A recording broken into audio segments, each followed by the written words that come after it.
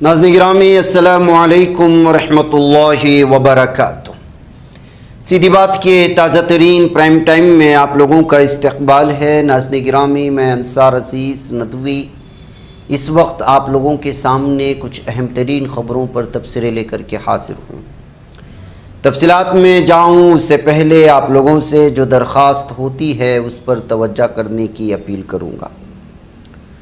नाज़रीन गिरामी, इस वक्त फिर से ऐसा महसूस होता है कि भारत की नाइंसाफ़ी, भारत हुकूमत की, मरकज़ी हुकूमत की कहें या मोदी हुकूमत की नाइंसाफ़ी को लेकर के एक बार फिर तलबा रास्ते पर आ सकते हैं, क्योंकि जिस तरह के वादे इस वक्त कॉकरोच पार्टी से की गई थी वो मुकम्मल होते हुए नज़र नहीं है, बल्कि उससे ज़्यादा जुल्म हो रहा है।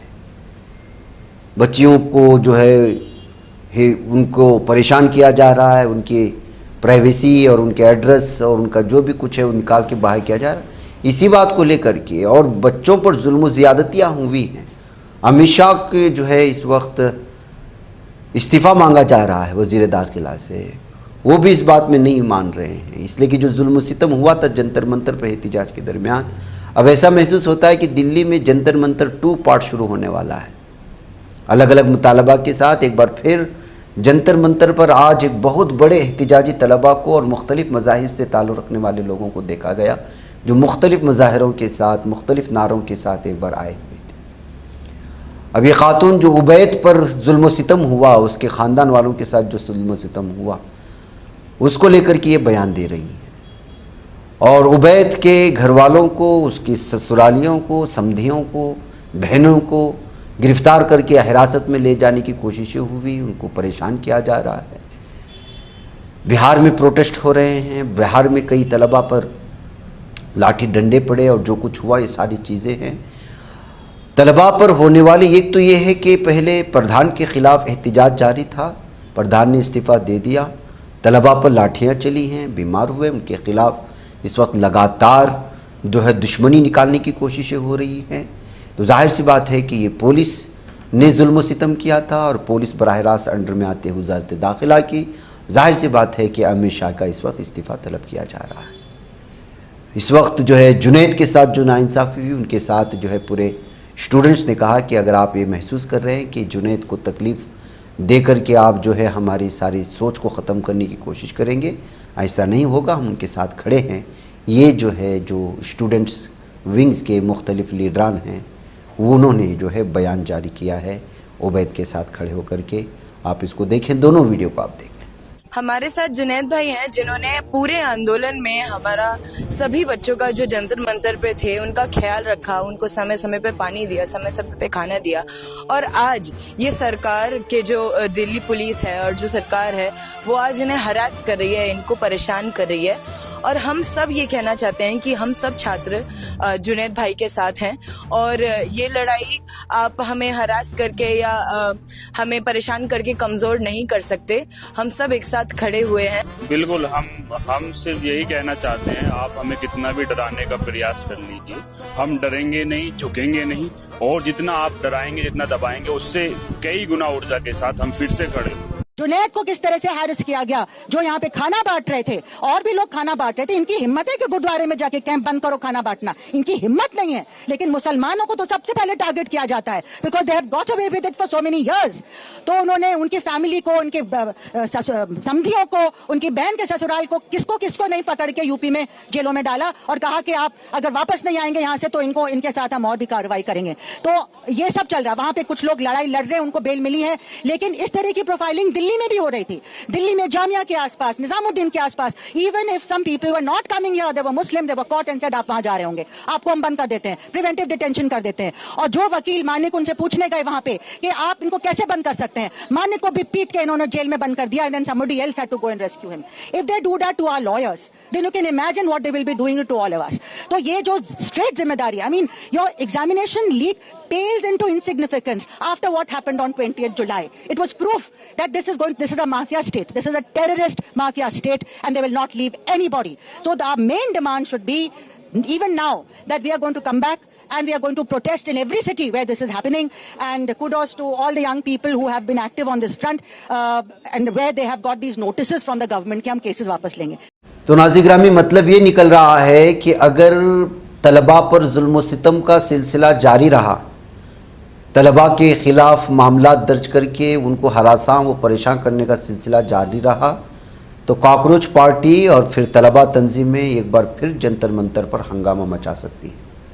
ये इस वक्त जाहिर किया जा रहा है और मुमकिन है कि अगर इसको शे मिली तो जो है जाहिर सी बात है अमित शाह की इस्तीफ़ा तक ये जारी रहने वाला होगा, अगर इस मरतबा तलबा पूरे गुस्से के साथ अगर आ जाए। पीएम मोदी पूरी कोशिश कर रहे हैं रात के वक्त में इंस्टाग्राम में आकर के माफ़ी मांग करके या माफ़ करने का ऐलान करते हुए वगैरह वगैरह, लेकिन हकीकत ये है कि जो है हकीकत से मुंह मोड़ नहीं सकते। जेन ज़ी ने ये सारे तमाशे देख चुके हैं, 2014 से देख रहे हैं और समझ चुके हैं कि जो है अंदरूनी सतह की जो हुक्मरानी है वो किस कदर सड़ चुकी है, वो किस कदर जो है गंदी हो चुकी है, उसके अंदर किस कदर जहनीत में गलाजत भर चुकी है। ये सारी चीज़ें जेन ज़ी जाहिर सी बात है, इसलिए एक वीडियो पीएम मोदी बनाते नहीं, सुबह तक कम से कम 2000 वीडियोस उनके मीम्स के सामने आ जाते हैं। देखिए इस लड़की को क्या कह रही है। जंतर मंतर प्रोटेस्ट में लाखों लोगों में से 2800 लोग अपराधी थे, ये पता लगा लिया, लेकिन राम मंदिर का चंदा किसने चोरी किया, कहाँ चला गया, वो अभी तक जांच कंप्लीट नहीं हुई है। फिर बोलते हो कि हम आतंकवादी हैं, फिर बोलते हो कि हम लोग पेड़ हैं, फिर बोलते हो कि हम लोग गलत क्वेश्चन उठाते हैं, फिर बोलते हो हम लोग गाली देते हैं, फिर बोलते हो हम बदतमीज हैं, फिर बोलते हो जेन ज़ी तो है ही ऐसा, जबकि मैं जेन ज़ी भी नहीं हूँ। तो ये सूरत हाल है नाज़रीन गिरामी। इसके अलावा नाज़रीन गिरामी दीगर अगर बड़ी ख़बरों को देखा जाए तो उसमें से एक वीडियो देखिए किस तरह मार्केटिंग होती है इनकी। ये वीडियो में आपको पता चलेगा अपनी झूठी मार्केटिंग के लिए किताबों का किस तरह इस्तेमाल किया जाता है, किताब के फ्रंट पेज का किस तरह इस्तेमाल किया जाता है। एक वीडियो इस वक्त सामने आ रही है जिसमें एक शख्स ने जो है ढेरों सारी किताबें पढ़ी हैं जिसमें सिर्फ और सिर्फ पीएम मोदी की मार्केटिंग हो रही है। आवाम के टैक्स के पैसों से आखिर किस तरह की चीज़ें हो रही कहते हुए ऑब्जेक्शन वाला ये वीडियो उन्होंने बनाया है, आप इसको यहाँ देख सकते हैं। देखिए ये आए हैं सरकार से, ये क्या है, देखिए ये किताबें किस लिए, ये इतने में स्कूल के बच्चों को यदि कॉपी किताब देते पूरे ब्लॉक के अंतर्गत तो कम से कम इससे दुगुनी कॉपी किताबें आती। और देखिए काय के लिए ये जन सेवा हमारा संकल्प, क्या करेंगे इसका। देखिए इतना दुरुपयोग हो रहा है जनता के पैसों का। इसमें मोदी जी और धामी जी उत्तराखंड सरकार के, आप बताएं कि किस लिए है ये किताबें इतनी और किसके लिए है। देखिए ये इनकी फोटो देखने के लिए है क्या, इससे ज़्यादा बच्चों को कॉपी किताब देते तो उनका भविष्य सुधरता। ये देखिए ढेर। नाज़रीन गिरामी तलबा के साथ नाइंसाफ़ी जिस तरह से हो रही है वो तो जग जाहिर है लोगों के साथ। अब जो है स्कूल की तलबा और तालिबात भी सामने आ रही हैं और वो भी एहतिजाज पर बैठ रहे हैं। हिंदुस्तान में स्कूलों की बड़ी तादाद बुनियादी सहूलियात से महरूम है जिसके खिलाफ कांग्रेस ने आवाज़ बुलंद की। दरअसल ये आवाज़ मुख्तलिफ रियासतों में स्कूलों के तलबा ने बुलंद की है जिसको कांग्रेस ने आगे बढ़ाने का काम किया और दीगर जो है पार्टियां भी मुसलसल इस वक्त इन तलबा और तालिबात के साथ खड़ी। ख़ास तौर से राजस्थान के बाड़मेर के एक स्कूल की मुख्तसर वीडियो शेयर करते हुए कांग्रेस ने मोदी हुकूमत में तालीमी निज़ाम पर सवालात उठाए। इस वीडियो में कई तलबा और तालिबात हम हमारा हक मांगते नहीं किसी से भीख मांगते नारा बुलंद करते हुए नजर आ रहे हैं। वीडियो में बताया गया है कि राजस्थान के बाड़मेर में नारे गूंजे जहां तलबा स्कूल के सामने धरने पर बैठे हैं। ये पहला मौका नहीं है। उत्तर प्रदेश में, बिहार में स्कूली तलबा असातिज़ा की कमी, सहूलियात को लेकर आवाज़ बुलंद कर रहे हैं। पीने का साफ पानी उनको मैसर नहीं हो रहा है। अब जनरेशन अल्फा इनका नाम दिया गया है इन बच्चियों का, यानी जेन ज़ी के बाद जेन अल्फा इन बच्चों का नाम दिया गया। Social media platform x share इस वीडियो के साथ कांग्रेस ने लिखा कि जेन ज़ी के बाद अब जेन अल्फा भी तबाह निज़ाम तालीम पर सवाल पूछ रहे। पीएम मोदी जी अब दो जवाब दीजिए। वीडियो में कांग्रेस ने कुछ आदाद शुमार भी सामने रखे जो मुल्क में स्कूलों की हालत ज़ार का सबूत पेश कर रहे हैं। गुज़श्ता 10 सालों में 94,000 सरकारी स्कूल बंद हो चुके हैं। स्कूल में असातिज़ा और बुनियादी सहूलियात की कमी से पूरा सिस्टम बर्बाद है। मोदी हुकूमत को हदफ तनकीद बनाते हुए भी कहा गया है कि बीजेपी हुकूमत ने मुल्क के तालीमी निज़ाम को तबाह कर दिया है। इसी तरह उत्तर प्रदेश में भी तलबा इस तरह से कर रहे तो पुलिस की जानिब से ज़ोर ज़बरदस्ती करने की बात सामने आई, तो उस पर अखिलेश यादव ने प्रेस कॉन्फ्रेंस करके क्या जो है पैगाम दिया है, आप खुद यहाँ पर देखें। तो सोचिए, भारत सरकार और देश के वरिष्ठ भारतीय जनता पार्टी के नेता मंत्री सब ने समझौता किया और समझौते में यह तय हुआ कि किसी भी आंदोलनकारी पर कोई भी मुकदमा दर्ज नहीं होगा, उनके साथ कोई अन्याय नहीं होगा। फिर डेमोक्रेसी में हम किस पे भरोसा करें? तो फिर सरकार की क्रेडिबिलिटी क्या बची, उनकी पॉलिटिकल क्रेडिबिलिटी क्या है? फिर अगर पुलिस पूछ रही है और वो भी छोटे बच्चों, और क्या मांग थी उनकी? पानी शुद्ध मिल जाए पीने का, पोर्टेबल वाटर हो, ड्रिंकेबल वाटर हो, या पंखे लग जाए। जब मांग आपने मान ली उन बच्चों की, तो आपको उनके साथ अन्याय नहीं करना चाहिए। हम अपने संगठन और विधायक जो हैं वहां से उनसे कहेंगे कि उस परिवार से मिलें और कोई भी अन्याय उस परिवार के साथ न होने दें। तो ये सूरत हाल है नाज़रीन गिरामी। अगर जेन अल्फा भी पूरी तरह से रास्ते पर आ गई और जेन जी के साथ मिल गई, वैसे भी छोटे छोटे बच्चे जिस तरह की वीडियोस इस वक्त बना रहे हैं पीएम मोदी के खिलाफ, मरकज़ी हुकूमत के खिलाफ, तो वो तो देखने के भी काबिल नहीं है उनकी ज़बानें सुन करके। तो आगे किस तरह फिर इश्तियाल पैदा हो सकता है, आप अंदाज़ा लगाएं। नाज़रीन गिरामी, कर्नाटका के शिवमोगा ज़िले के तीर्थहल्ली तालुके में मुसलसल होने वाली तेज़ धार बारिश की वजह से लैंड स्लाइडिंग में एक आरिज़ी झोपड़ी मलबे तले दब गई है, जिससे एक ही ख़ानदान के 3 अफराद के हलाक होने की खबरें सामने आ रही हैं, जिनमें एक 3 साल का बच्चा भी शामिल है। हादसा इतवार की सुबह सवेरे पेश आया। रिपोर्ट्स के मुताबिक वाक़या इतवार की सुबह तकरीबन 2:30 पर तीर्थहल्ली के इंदिरा नगर में पेश आया है। मलनाड के इलाके में मुसलसल होने वाली मूसलाधार बारिश की वजह से पहाड़ी का एक हिस्सा गिर गया था। लैंड स्लाइडिंग के बायस बड़ी मिकदार में मिट्टी और चट्टानें इस झोपड़ी पर आ गिरी और जहां मजदूरी करके लौटे ख़ानदान के अफराद सो रहे थे। इन लोगों की शनाख्त मल्लिकार्जुन नागवीनी और उनकी 3 साला बेटी संतोष के तौर पर हुई है और ये इलाके में इस वक्त सोजगारी का माहौल बना हुआ है। नाज़रीन, हम इस इलाके में कई दिनों से बरसात नहीं थी, अब मुसलसल बरसात ने जो यहाँ पर ये सूरत हाल पैदा की है। द नाज़रीन गिरामी, उत्तराखंड में मजहबी ढांचों और तजावुज़ात के ख़िलाफ़ मुहिम को करार देते हुए एक और दरगाह पर इस वक्त जो है और नमाज वाली जगह पर बुलडोज़र चलाया गया है, जबकि वहाँ के लोगों का मानना है कि उसके रजिस्टर्ड होने के और उसके जो है साफ़ शफाफ होने के कागजात हमारे पास मौजूद हैं। ये सिर्फ 200 साल कदीम क़ब्रिस्तान का इहाता है जहाँ पर मज़ार मौजूद था। ये जो है मसूरी के लक्ष्मणपुरी नामी इलाके में पेश आया है। इस मौके पर वहाँ के अवाम एहतिजाज करते हुए भी नज़र आए और वहाँ के लोगों को ये नाजायज़ कब्ज़ा या गैर कानूनी कब्ज़ा ना होने और 200 साल कदीम कब्रिस्तान होने और उसके सरकारी कागजात होने की भी बात बताई गई, लेकिन इसके बावजूद ये इन्हिदामी कार्रवाई की गई है, जिसकी वजह से बताया जा रहा है कि जो है कब्रिस्तान इहाते में बना ये ढांचा तजावुज़ात के ज़ुमरे में आ रहा था, इस वजह से इसको हटाया गया। लेकिन हकीकत ये है कि जो है ये मज़ार होने, मुसलमानों से वाबस्ता होने की वजह से दुश्मनी के तहत इस पर बुलडोज़र चलाया गया है, वरना हमने हुकूमत को सबको जो है वहाँ की सारे कागजात दिखाए थे। ये अवाम ने वहाँ पर दावा किया है। एहतिजाज का ये मंज़र आप यहाँ पर देख सकते हैं। करके देखो यहाँ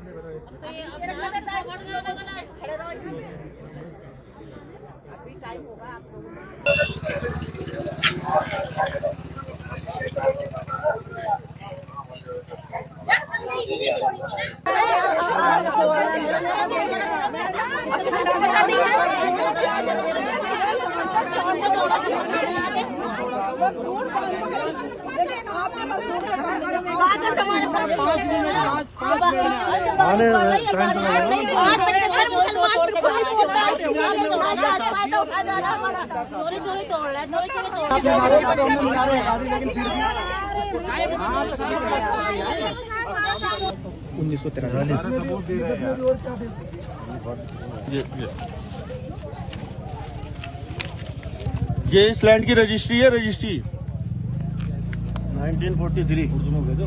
नहीं हिंदी में ट्रांसलेट करा रखी है। अरे क्या भाई, आज नाजायज दबाने वाली चीज हो रही है ना।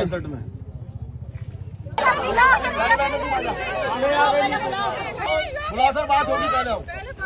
बात कर लो, चुपचाप तोड़ने का कोई सवाल नहीं है। जो लड़ने वाला वो आ जाओ।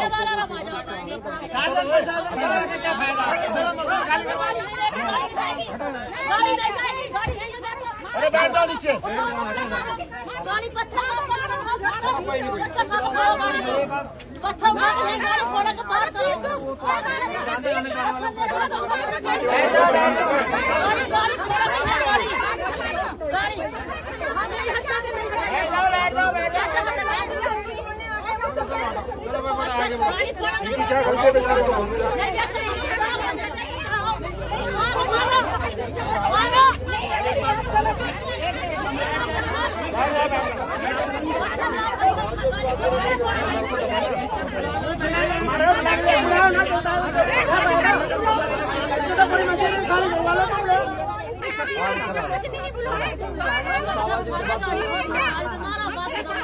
को यहाँ भेज दिया, हाँ हम फैसला करने जाएंगे।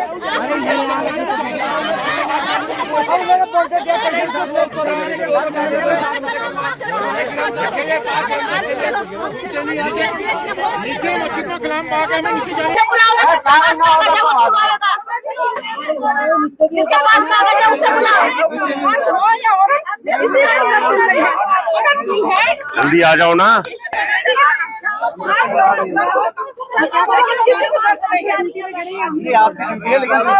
अधिकारी बात को करे आकर के चोर की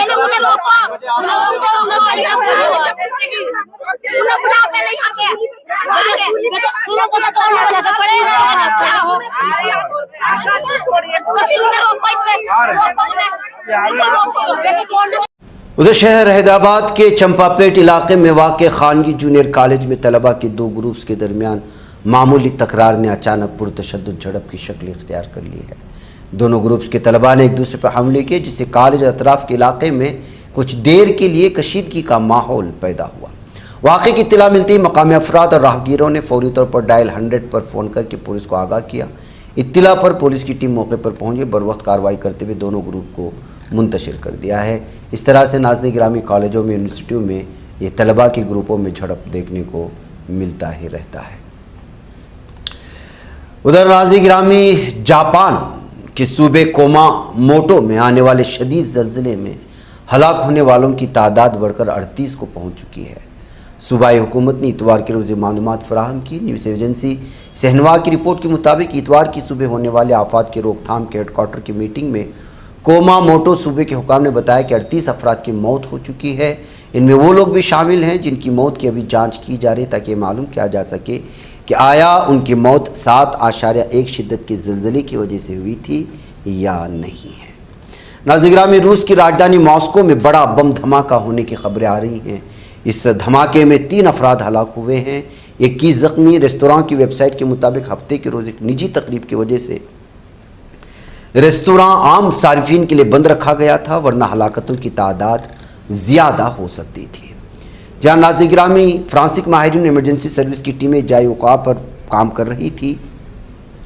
मॉस्को इन्वेस्टिगेटिव कमेटी ने खबर रसा एजेंसी को बताया कि हलाक होने वालों और ज़ख्मियों की दुरुस्त तादाद का तयन किया जा रहा है। साथ ही मॉस्को के कुदरनिस्का स्क्वायर में पेश आने वाले इस हादसे के हालात की भी तफ्तीश की जा रही है। ये धमाका गैस सिलेंडर फटने की वजह से हो सकता है, लेकिन अब इंकिशाफ ये हुआ कि खातून अपने साथ देसी साख्ता बम लेकर वहां पहुंची थी, जिसके फटने से धमाका हुआ। मॉस्को पुलिस ने धमाका मकामी वक्त के मुताबिक रात तकरीबन 8 बजे से कुछ पहले बालजी रूसी नामी अतालवी रेस्तोरां के करीब हुआ। इस दौरदार धमाके में बम लेकर जा रही खातून, रेस्तोरां के एक सिक्योरिटी गार्ड, वहाँ मौजूद एक सारिफ की मौके पर ही मौत हुई, जबकि बम धमाके में ज़ख्मी हुए 21 अफराद का अस्पताल में इलाज जारी है। ज़ख्मियों से कई अफराद की हालत इंतहाई नाजुक बताई जा रही है। तो नाज़िर गिरामी, अब ये खातून वहाँ क्यों लाई गई थी, कहाँ की थी, क्या है, ये सारी चीज़ों की तहकीकात अभी तक पुलिस के सामने से वाज़ेह तौर पर सामने नहीं आई। नाज़िर, मुझे इजाज़त दो। अस्सलामु अलैकुम रहमतुल्लाहि व बरकातहू।